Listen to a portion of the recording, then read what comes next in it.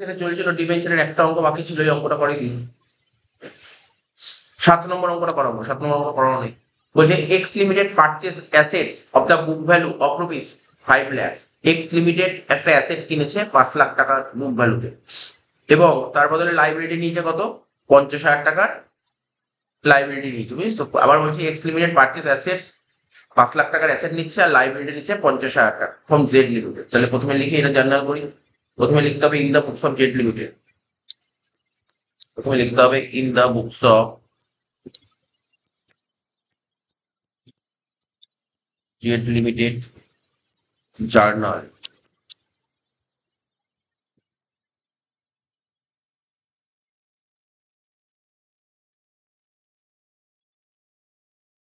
Debit credit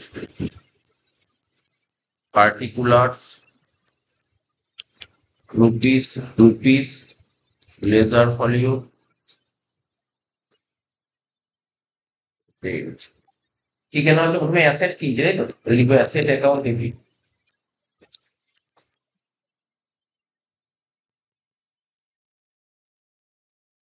5 lakh, 5 lakh টাকার asset কিনছে, ঠিক আছে। লাইবিলিটি নিচ্ছে কত, 50,000 টাকা। লাইবিলিটি, অ্যাসেট কিনলে অ্যাসেট ডেবিট, লাইবিলিটি কিনলে লাইবিলিটি ক্রেডিট। লিখবো টু লাইবিলিটিস 50,000 টাকা,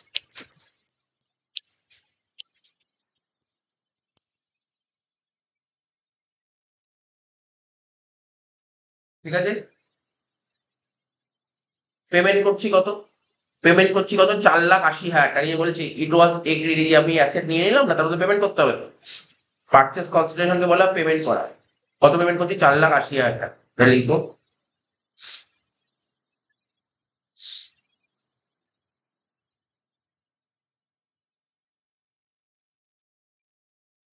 আচ্ছা 1 মিনিট, একটা ছোট্ট একটা মিস্টেক হয়েছে। আমরা অঙ্ক করছি কার বইতে, এক্স এর বইতে অঙ্ক করছি, জেড লিখে দিয়ে জেড এর থেকে তো কিনছি, in the books of X limited, ঠিক আছে। কিনছি কার থেকে, জেড এর থেকে, তাই লিখবো টু জেড লিমিটেড।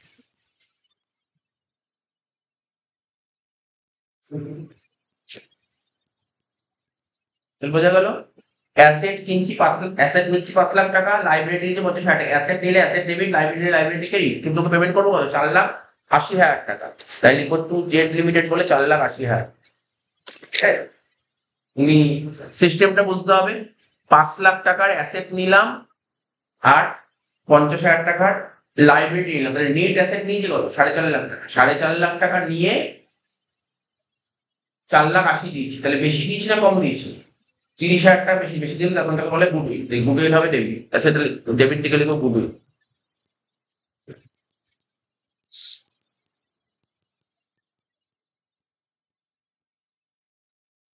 এটা হলো প্রথম জার্নাল। প্রথম জার্নালটা করতে সুন্দর করে করবে, ভালো অঙ্ক করছে। আরো একবার বলে দিচ্ছি, এক্স কোম্পানি যেটার থেকে অ্যাসেট নিয়েছে, অ্যাসেট নিলে অ্যাসেট ডেবিট, অ্যাসেট নিলে যেমন অ্যাসেট ডেবিট হয়, আর লাইবিলিটি নিলে লাইবিলিটিটা ক্রেডিট হয়। তাহলে অ্যাসেট ডেবিটে বসালাম, লাইবিলিটি ক্রেডিটে বসালাম। টাকাটা নিয়ে আসবো স্যার। আমার সেবা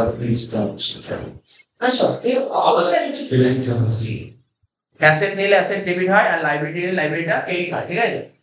এইবার কি বলছে, অ্যাসেটও হয়ে গেল, লাইবিলিটিও হয়ে গেল। এবার যার থেকে নেওয়া হচ্ছে তাকে তো পেমেন্ট করতে হবে। পেমেন্ট করলাম কত, 4,80,000 টাকা পেমেন্ট করলাম। আর পেমেন্ট করলাম কত টাকা পেমেন্ট করলাম বলে দিয়েছিল, দেখ পারচেস কনসিডার করেছিল 4,80,000, পেমেন্ট করছি কত, 4,80,000। ঠিক আছে, 4,80,000 কি করলাম আমি, পেমেন্ট করলাম। তাই লিখলাম টু জেড লিমিটেড। তাহলে পেমেন্ট করবো কাকে, যার থেকে কিনি তাকে পেমেন্ট করবো, তাই নাম লিখলাম টু জেড লিমিটেড, ঠিক আছে তো। টু জেড লিমিটেড লিখে দিলাম। তার মানে অতিরিক্ত কত টাকা দিতে হয়েছে আমাকে, কারণ যদি আরো একটু ভালো করে দেখিস,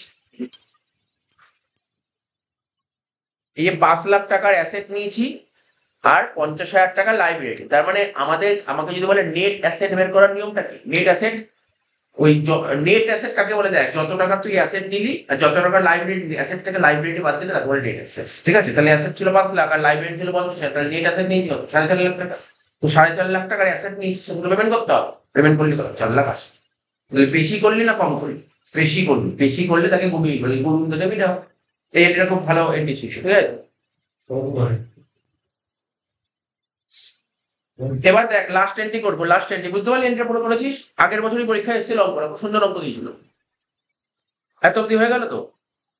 বলছে তো বললাম এই যে 4,80,000 টাকা ওকে কি করেছে, 4,80,000 টাকা পেমেন্ট, 4,80,000 মধ্যে কি দিয়েছি, 4,80,000 মধ্যে কি আছে, বলছে be paid by issuing debenture, এই 4,80,000 টাকা ডিবেঞ্চার দিয়েছি।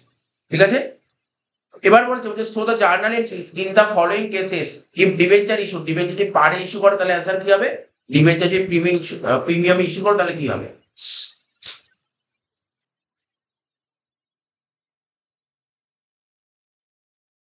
তো চ এর অ্যান্সার লিখছি, লিখছি কি ডিবেঞ্চার ইস্যু অ্যাট পার,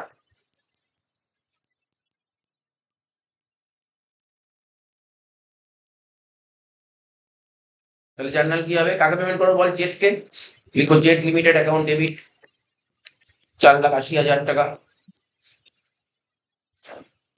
তো কত পার্সেন্ট ডিবেঞ্চার ছিল দেখতো,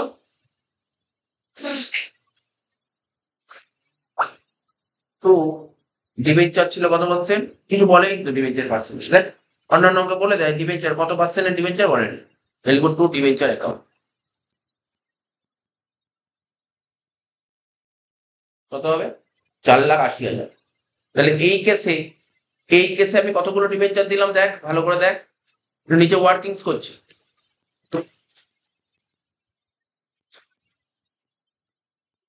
ডিবেঞ্চার ইস্যু অ্যাট পার, তাহলে 4,80,000 টাকা পেমেন্ট করতে হবে এবং সবকিছুর মাধ্যমে দেবো, ডিবেঞ্চারের মাধ্যমে দেবো। এক একটা ডিবেঞ্চার ভ্যালু কত করেছিল, 100 টাকা করেছিল, পারে হচ্ছে, তাহলে কতগুলো ডিবেঞ্চার দেবো, 4,800 টাকা হয়ে গেল প্রথম, এটা হয়ে গেল।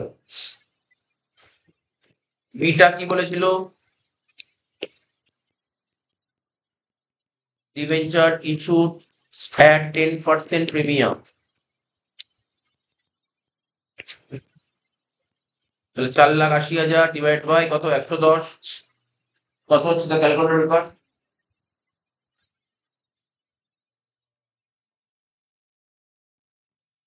4,80,000 ডিভাইড বাই 110 কত হচ্ছে, দেখ ভালো করে শুনবি, 4364, আমার ক্যালকুলেট করে আমার বেরোলো কত বলতো, 4363.6, 4363.6, তার মানে এটা কি বলতে পারি, 4364 বলতে পারি, 4364 বলতে পারি, ঠিক আছে তো, তাই আমি এটাকে লিখতে পারি 4364। তাহলে এতগুলো ডিবেঞ্চার ইস্যু করছে, ঠিক আছে তো, ভালো করে দেখবি। নেক্সট জার্নালটা পি দিয়ে লিখবো কি, ডিবেঞ্চার ইস্যুড অ্যাট প্রিমিয়াম। আগের বছর অঙ্কটা কঠিন না, জাস্ট কঠিন কি ছিল আগের বছর, এই ফ্র্যাকশনে বেরিয়েছে, এটাই কঠিন ছিল, আর কিছু কঠিন ছিল না, এটাই কঠিন আর কিছু না, কঠিন মানে কি এরকম বেরিয়েছে গেল, এটাকেই বলছি কঠিন, আর অঙ্কর মতো কঠিন ছিল না। ঠিক আছে, ডিবেঞ্চার ইস্যুড অ্যাট প্রিমিয়াম, তাহলে জার্নালটা কি হবে, জার্নালটা কি হবে, Z limited account debit 4,80,000, to কি হবে, টু ডিবেঞ্চার, এবার ডিবেঞ্চারে কত টাকা বলবি জানিস, তুই কতগুলো ডিবেঞ্চার ইস্যু করলি বলে, এবার তো করলি তো, কতগুলো, 4364 কি রে, কতগুলো ডিবেঞ্চার ইস্যু, 4364,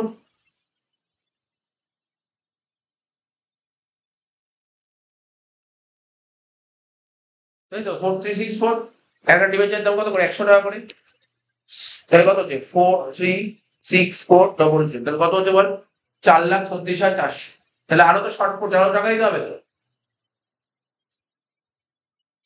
তো, প্রিমিয়াম, প্রিমিয়ামটা কি বলা হয় বল, টু সিকিউরিটিজ প্রিমিয়াম,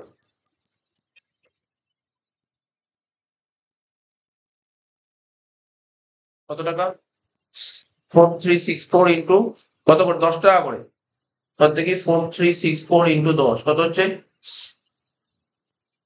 43,640, দেখ তো দু সাইড ট্যালি হচ্ছে, 4,80,000 মাইনাস 436,400 মাইনাস 436,400 কত হচ্ছে, 40 টাকা কম করছে, তাই তো, 40 টাকা কম করছে তো, দেখি কি হচ্ছে দেখ, 40 টাকা দাঁড়া, 4,36,400, 40 টাকা বেশি হয়ে গেছে, তাই তো, এখানটায় না, বুঝতে এত অব্দি বুঝতে পারলি কি কেসটা কি হয়েছে, কেসটা কি বেরিয়েছে, বুঝেছিস তো কেসটা এত অব্দি বুঝতে পারছিস কি বেরিয়েছে? এখানে কতগুলো ডিবেঞ্চার বেরিয়েছিল তুই যদি আরেকবার দেখিস, দেখ তো 4,80,000 ডিভাইড বাই 110 করে কত পেয়েছিল? 4363.6 বেরিয়েছিল না? কে রে 4363.6 বেরিয়েছিল না? তুই এখানে 4363 কর, বেটার হবে, কাটাকাটি করিস না, আগে দেখে নে 4363। তার মানে কতগুলো ডিবেঞ্চার, ভালো করে দেখ, নাম্বার অফ ডিবেঞ্চার তুই ক্যালকুলেট করে বেরিয়েছে কত? 4363.6। এবার কতগুলো ডিবেঞ্চার তুই এটাকে 4364 বলতে পারিস না। আমার কথাটা বুঝবি কিন্তু, ব্যাপারটা ভালো করে বুঝবি কিন্তু, এটা কিন্তু অন্যান্য ফ্র্যাকশনের মতন না। করলে আমরা যখন আগে ভাগ করতাম অ্যাপ্রক্সে বেরোলে দেখ এখানে বেরিয়েছিল 4363.6, বলে স্যার পয়েন্টের পর 5-এর বেশি লাগলে একবারেই দাও, একদম কি। কিন্তু এখানে এখানে ধর তুই সাপোজ ধর কতগুলো ডিবেঞ্চার 4363.6, এতগুলো ডিবেঞ্চার তো হয় না, এরকম তো ডিবেঞ্চার হয়, ডিবেঞ্চার তো একদম পুরো রাউন্ড ফিগার হয়, তাই না? তো সেক্ষেত্রে তুই কি বলছিস স্যার 4363.6 এর জায়গায় বললি স্যার 4364, এটাও আবার বলা যাবে না, কেননা আরো শর্ট পড়ছে, 0.6 আছে, তুমি কমাতে পারো, বাড়াতে পারবে না। তুই ধর একটা বাজারে গেছিস, তারপর ধর তুই, আমি একটা কথা বললাম, তুই একটা ধর বাজারে গেলে আলু কিনতে গেছিস, তুই আলু নিয়ে এসে 288.55 আলু নিয়ে এসে, এরকম হয় কখনো? তুই বলতে পারবি? হয় 288 নাই 289, এরকম বলতে হবে। তো পয়েন্ট এবার স্যার 288.55 289 বলো না, ওরা বলা যাবে 288টাই বলতে হবে, 288 বলতে হবে, ঠিক আছে তো?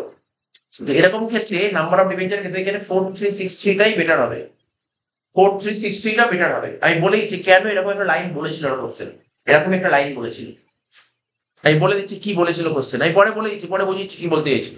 4363 ইন্টু 10 করলে কত হচ্ছে? 4363 হচ্ছে সিকিউরিটি প্রিমিয়াম, 4363 এটা কত হচ্ছে? এবার পর তাই না, শোন না, 436300 প্লাস 43630 কত হচ্ছে? এই দেখ, এইটাই চাইছিলাম, কত হচ্ছে? 4,79,930। এবার কত টাকা কম করছে? 70 টাকা কম করছে, এটাই আমার দরকার ছিল। আগেরটাই 40 টাকা বেশি হয়ে গেছিল, দেখ আগেরটাই 40 বেশি হয়ে গেছিল, 70 টাকা কম হচ্ছে, এবার ঠিক আছে। বলছে স্যার তাহলে 70 টাকাও দিতে হবে, তাহলে অতিরিক্ত 70 এক্সট্রা 70 টাকা দিতে হবে, এটাকে দিতে হবে ক্যাশের মাধ্যমে দিতে হবে, এটাই বলতে চেয়েছে ওখানে। এবার আমি পড়ে ইচ্ছি কি বলেছে দেখ, বলছে it was agreed that any fraction of debenture, ভালো করে শুনবি, এই ডিবেঞ্চার যে কোনো ফ্র্যাকশন বের, ফ্র্যাকশন কোনটা? ওই 4363.6 বেরোয় না, ফ্র্যাকশনে বেরিয়েছিল, যদি ফ্র্যাকশনে বেরোয় তাহলে বাকি যে ব্যালেন্স অ্যামাউন্টটা হবে তুমি ক্যাশের মাধ্যমে পেমেন্ট, ঠিক আছে? তা যখনই দেখবি ডিবেঞ্চার ক্যালকুলেট করবি, ঠিক আছে, এরকম নাম্বার অফ ডিবেঞ্চার ক্যালকুলেট করবি, করে যদি দেখিস পয়েন্টে বেরোচ্ছে, তাহলে কিন্তু ওই 5-এর বেশি হলে 1 বাড়াবে, ওটা করবি, ঠিক আছে? যেটা আগের বছর দিয়েছিল এরকম টাইপের, ঠিক আছে? তো বুঝতে পারলি অঙ্কনে এটা একটু, এইটাই হচ্ছে ট্রিকে ছিল অঙ্কনের মধ্যে। ট্রিক্স বলতে এই মানে এই টাফ যদি কেউ বলে এই জায়গাটাই ধরতে পারাটা টাফ, অঙ্কন মধ্যে কিন্তু কঠিন ছিল না খুব একটা।